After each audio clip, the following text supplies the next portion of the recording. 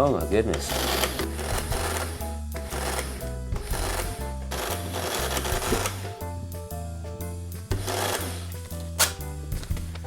Ay, ay, ay. Well, it's that time of year again, at least here in North America. The dreaded tax season. Just want to pull your hair out. That filing deadline is looming over your head, and if you're like me, you haven't even started your taxes yet. You know, I think there should only be like 2 questions on a tax form. 1, how much did you make this year? And 2, how much do you want to give us?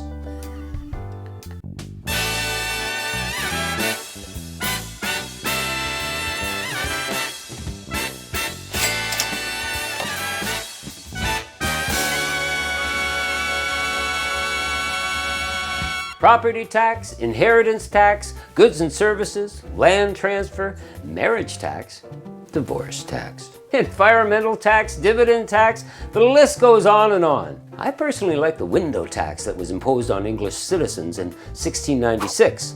It was a property tax based on the number of windows you had in your house. That's just insane, man.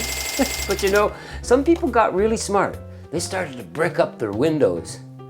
And the worst tax of all is the sin tax. The tax they put on alcohol and other vital necessities. How wrong is that? Everybody pays taxes. Bottom line, everybody wants your money.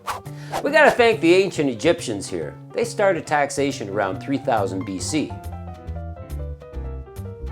As far as your personal income tax return is concerned, it can seemingly be easy to start if you stop procrastinating, only to get you frustrated with all those details in the forms. Sometimes you just take your taxes to an accountant and let them sort it out. Sometimes too, all you need to do in order to create a new cocktail is add 1 ingredient to an existing cocktail. And that's how the income tax cocktail was born. Not much is known about the origins of this drink. It dates to maybe sometime in the 1920s, but again, no one seems to know exactly how it came to be, who invented it, or how it was named for that matter.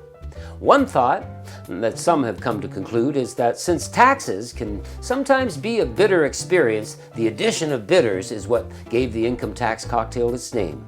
Another thought is that at first glance, the income tax cocktail is going to be, well, laid back and somewhat fruity, but the taste is not what you'd expect. It's a bit drier, and with the addition of the bitters, there's such a depth of flavor, an unexpected flavor. Kind of like filing your income tax return only to discover you owe money, unexpectedly more than you thought.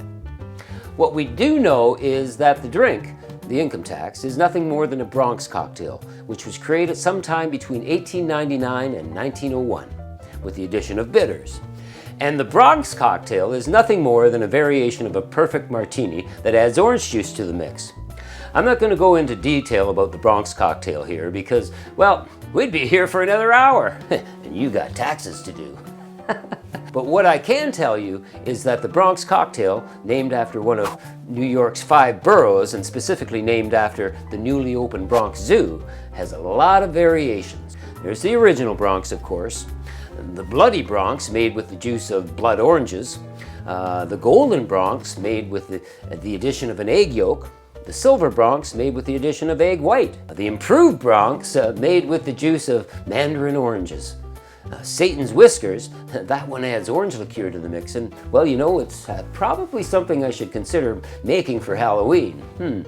Finally, we've got the variation we're making today, the income tax cocktail, made with Angostura bitters. You know, in many old bar books, they actually refer to the drink as a Maurice, although from what I've read, a true Maurice subs out the bitters for absinthe. The income tax cocktail. Let's make one.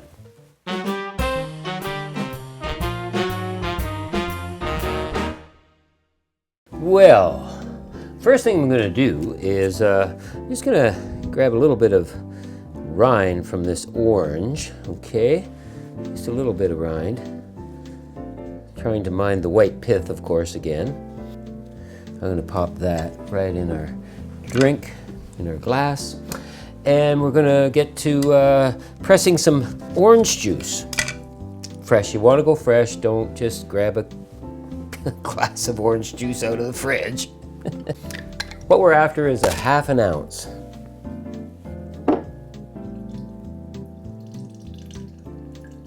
That looks about right. And I'm just going to muddle that.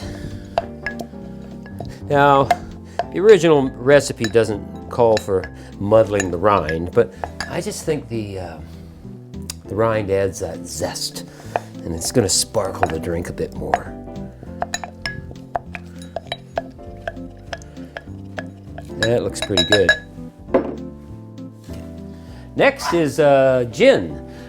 Today I'm using a London Dry Hayman's. Now, they've been making this since 1863. 5 generations of the Hayman's making small batch gin. Okay, we want 1½ ounces.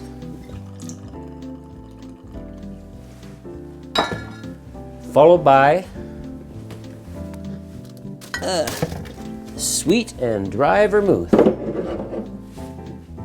Today we're using Dolan's, dry vermouth and sweet vermouth. And we want 3/4 of an ounce of each.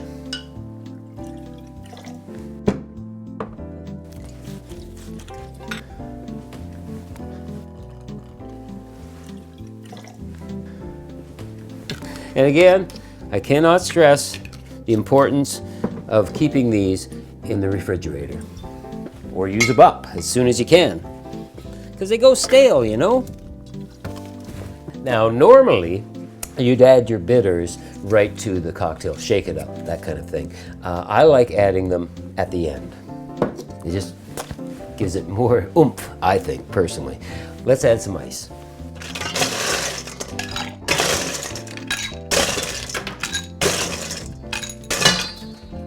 And shake it.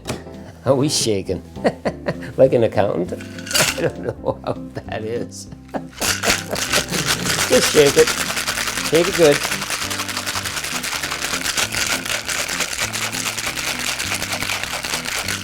That's pretty good. Just like that. All right, we've got our glass here, our cocktail glass, chilling with some ice water there, and we're just going to double strain this out. Okay.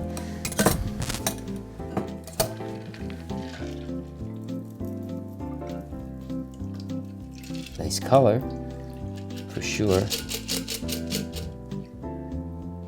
Sweet. And for the bitters, 2 dashes. That's all it takes. And garnish, well, most of the time you'd like just use a rind of orange, you know, scour the lip a bit. I just think a little wheel looks very pretty, doesn't it? Okay, let's give it a go.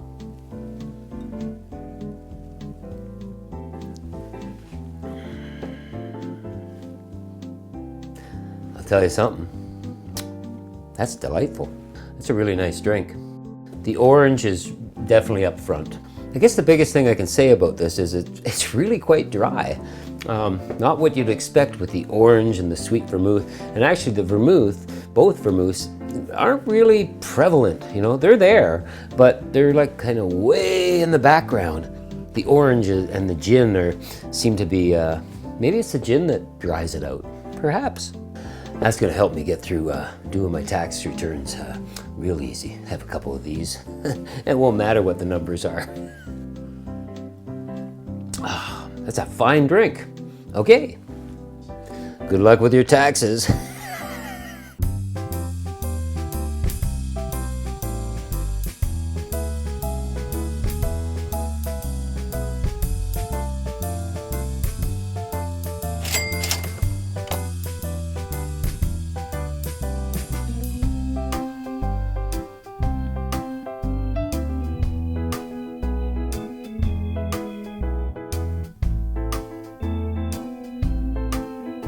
As far as your personal income tax is concerned, it can seemingly be easy to... What was that? Katharine Hepburn?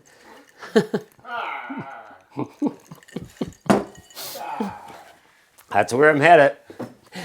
As far as your personal income taxes return is concerned... I can't do it now. As far as your personal income tax... Hey, What's the difference between a taxidermist and a tax collector? A taxidermist takes only the skin. You know, this is a lot drier than you'd expect. Anyway, while you're doing your taxes, you need a break, hit the subscribe button, check the other videos out, and make an income tax cocktail. Yeah, because you have a few of these and you won't care if you get your taxes done. Tomorrow's another day. Cheers.